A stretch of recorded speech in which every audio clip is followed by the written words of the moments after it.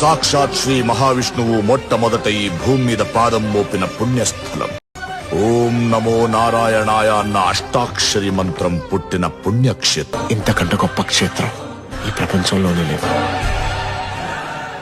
విశాఖపట్నం నగరానికి దగ్గరలో ఉన్న సింహాచలం కొండపై ఈ ఆలయం ఉంది. ప్రతి సంవత్సరం లక్షల మంది భక్తులు ఇక్కడికి వస్తుంటారు. ఈ ఆలయంలో శ్రీ వరాహ లక్ష్మీ నరసింహ స్వామి కొలువై ఉన్నారు. నరసింహ అవతారం మరియు వరాహ అవతారం కలిసి ప్రత్యేక రూపంలో స్వామి దర్శనమిస్తారు. ఇక్కడ స్వామివారు సంవత్సరం మొత్తం చందనంతో కప్పబడి ఉంటారు. కేవలం చందోష్ణం రోజు మాత్రమే ఈ నిజరూప దర్శనం లభిస్తుంది. అది కూడా 12 గంటలు మాత్రమే. ఆలయ చరిత్ర దాదాపు 1000 సంవత్సరాల పైగా ఉందని చెప్తున్నారు.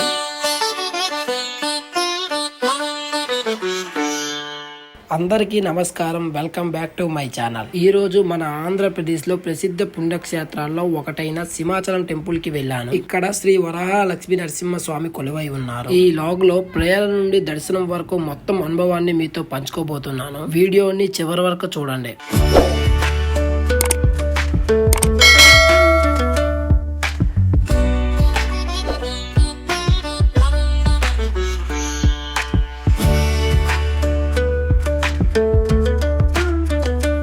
ఇక మీరు ఆంధ్ర, ఒడిశా, తెలంగాణ ఏ రాష్ట్రంలో ఉన్నా విశాఖపట్నం సింహాచలం రైల్వే స్టేషన్ కి రావాల్సి ఉంటుంది. మినిమం పొద్దున్న 4 గంటలకు స్టేషన్ కు వచ్చినట్లు చూసుకోండి. ఎందుకంటే దర్శనం మంచిగా చేసుకోవచ్చు.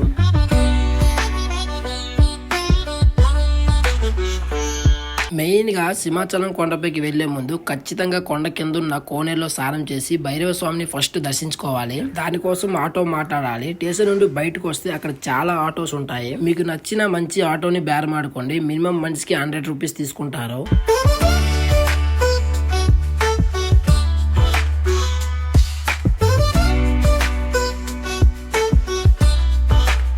ఇంకా డైరెక్ట్ గా మనం ఫస్ట్ కోనేరు దగ్గరికి వచ్చేసాము. ఇంకా ఇక్కడే మనం ఫ్రెష్ అయిపోవాలి. దానికోసం బాత్రూమ్స్ అన్ని ఉంటాయి.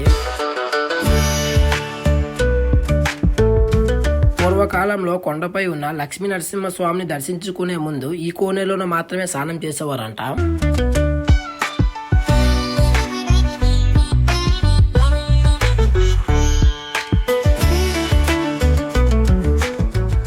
ఇక కోనేరు దగ్గర ఫ్రెష్ అయిపోయి భైరవ స్వామి దర్శనానికి వెళ్తున్నాము. ఇక్కడ నుండి ఒక 4 కిలోమీటర్ల దూరం ఉంటుంది. ఇక భైరవ స్వామి ఆలయం దగ్గరికి వచ్చేసాము. ఈ దేవాలయం చుట్టుపక్కల పెద్ద పెద్ద కొండలు ఉంటాయి. మధ్యలో ఈ దేవాలయం ఉంటుంది. మొత్తం దట్టమైన చెట్లు, అడవుల్లో ఉంటుంది. ఈ ఆలయం దగ్గరికి వెళ్ళి మొత్తం చూపిస్తా.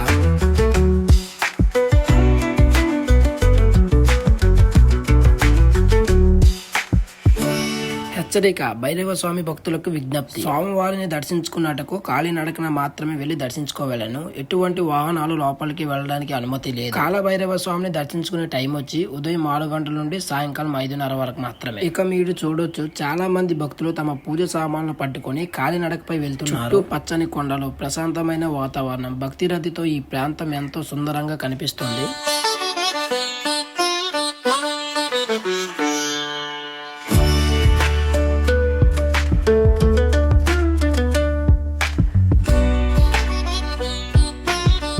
అసలు ఈ కాలభైరవ స్వామి ఎవరు? హిందూ సాంప్రదాయాల్లో భైరవ స్వామిని పరమశివుడు ఉగ్ర రూపంగా భావిస్తారు. సింహాచలం పుణ్యక్షేత్రాన్ని రక్షించే దైవంగా భైరవ స్వామి ప్రసిద్ధి చెందారు. భక్తుల కష్టాలను తొలగించి, అడ్డంకులను తొలగించి ధైర్యం మరియు రక్షణను ప్రసాదిస్తారని నమ్మకం. అందుకే సింహాచలం వచ్చిన భక్తులు ప్రథమ ఆలయం దర్శనానికి ముందు లేదా తర్వాత భైరవ స్వామిని దర్శించుకుంటారు. మీరు కూడా ఈ సింహాచలం యాత్రకు వచ్చినప్పుడు ఈ భైరవ స్వామి ఆలయాన్ని తప్పకుండా సందర్శించండి. ఈ భైరవ స్వామి దేవాలయం గురించి చాలా పెద్ద హిస్టరీ ఉంది. ఆ విషయాలని మరో సపరేట్ వీడియోలో చూద్దాం.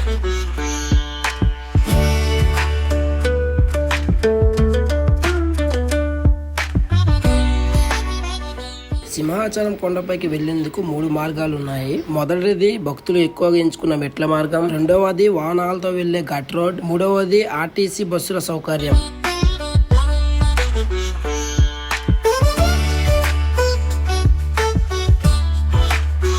నేను మాత్రం ఈ రోజు మెట్ల మార్గం ఎంచుకున్నా. సింహాచలం కొండపై ఉన్న శ్రీ వరాహ లక్ష్మీ నరసింహ స్వామి టెంపుల్ కి కాలినడకన వెళ్లే ప్రధాన మార్గంలో సుమారు 1000 మెట్లు ఉంటాయి. భైరవ ద్వారం దగ్గర నుంచి ఈ మెట్లు ప్రారంభమై ఆలయం వరకు తీసుకెళ్తాయి. ఈ మార్గంలో పచ్చని ప్రకృతి, చల్లని గాలులు, భక్తుల గోవింద నమస్కారాలు. ఈ ప్రయాణం చాలా ప్రశాంతంగా అనిపిస్తుంది. ఇప్పటికే కొంత దూరం ఎక్కేసాం. ఇంకా ముందు సాగుతూ స్వామివారిని ఆశీస్సులు పొందడం. మీరు కూడా ఈ సింహాచలం వచ్చినప్పుడు ఈ మెట్ల మార్గాన్ని తప్పకుండా అనుభవించండి.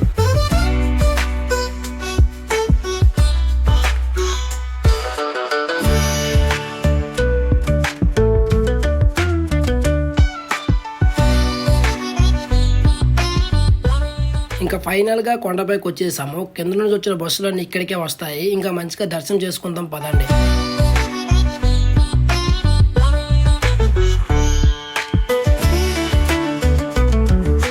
ఇంకా మెయిన్ గా దేవాలయంలోకి మొబైల్ ఫోన్లు కెమెరాలు అనుమతించారు. అందుకే ఆలయం దగ్గరలో మనకి బ్యాగులు, మొబైల్ ఫోన్లు, చెప్పులు భద్రంగా ఉంచేందుకు డిపాజిట్ కౌంటర్లు మరియు లాకర్ సదుపాయాలు అందుబాటులో ఉన్నాయి. దర్శనానికి వెళ్లే ముందు మీ వస్తువులను అక్కడ జమ చేయవచ్చు.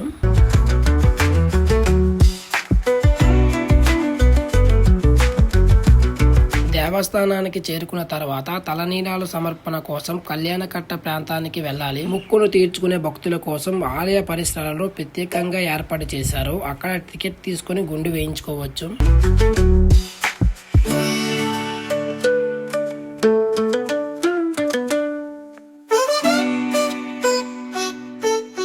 ఇంకా సింహాచలం దర్శనం విషయానికి వస్తే ఉచిత దర్శనం అలాగే టికెట్ దర్శనం అందుబాటులో ఉన్నాయి.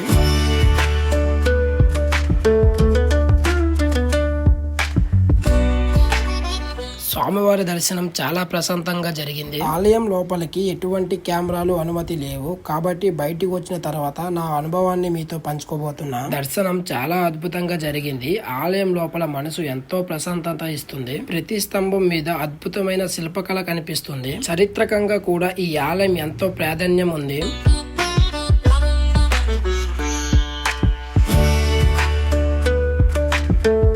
ఇంకా దర్శనం అయిన తర్వాత ఇక్కడ లభించే పులిహార అలాగే లాడు ప్రసాదం ఎంతో రుచికరంగా ఉంటుంది.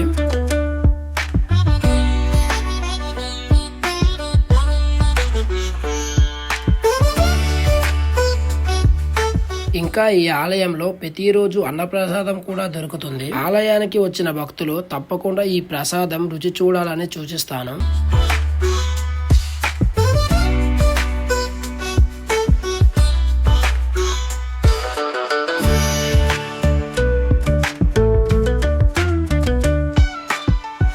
సింహాచలం ఆలయానికి సందర్శించడం నిజంగా ఒక గొప్ప అనుభవం. మీరు విశాఖపట్నం వచ్చినప్పుడు తప్పకుండా ఈ క్షేత్రాన్ని దర్శించండి. కుటుంబంతో రావడానికి కూడా ఇది చాలా మంచి ప్రదేశం. ఈ వీడియో మీకు నచ్చితే లైక్ చేయండి, షేర్ చేయండి. ఇంకా ఇలాంటి ట్రావెలింగ్ మరియు దేవాలయ వ్లాగ్స్ కోసం ఛానల్ ని సబ్స్క్రైబ్ చేసుకోండి. మళ్ళీ మరో ఆసక్తికరమైన వీడియోలో కలుద్దాం. జై శ్రీ వరాహ లక్ష్మీ నరసింహ స్వామికి.